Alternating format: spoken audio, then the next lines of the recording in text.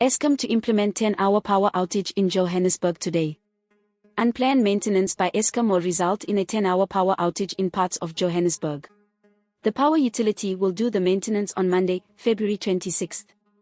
The embattled power utility said there will be electricity supply disruption in Douglasdale, Fourways due to maintenance that will be conducted on the distribution network. The power outage will affect customers in Douglasdale on Monday, February 26 from 8 to 1600 hours. The interruption of electricity is necessary to perform essential maintenance on our distribution power lines, the power utility said. Eskom said in the interest of safety, customers should treat all electrical appliances as live at all times during the power outage. Eskom apologizes for any inconvenience that may be caused by this maintenance.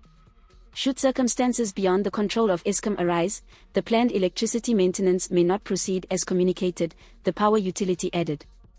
Please subscribe for more news updates. This is Leah for the South African.